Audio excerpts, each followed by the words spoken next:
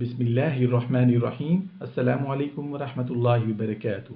शादी के बाद शौहर अगर नामर्द निकल आए तो अगर शौहर आइनैन हो यानी बीवी का हक़ ज़ौजियत अदा करने से कासिर हो तो उसको आइनैन कहते हैं। तो उससे तफरीक के लिए शरई अदालत में मुकदमा दायर किया जा सकता है।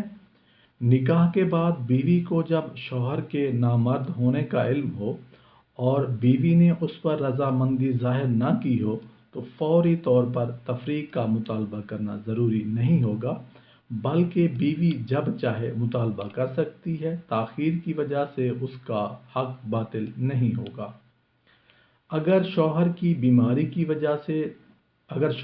बीमारी की वजह से नामर्द हो गया तो वो भी पैदाइशी आइनैन के हुक्म में है।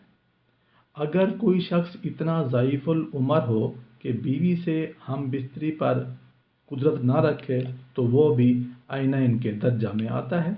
अगर किसी शख्स पर इस तरह का जादू कर दिया गया हो कि वो औरत के पास ना जा सके तो वो भी आइनैन के हुक्म में होगा और बीवी को उससे हक़ के तफरीक हासिल हो सकता है।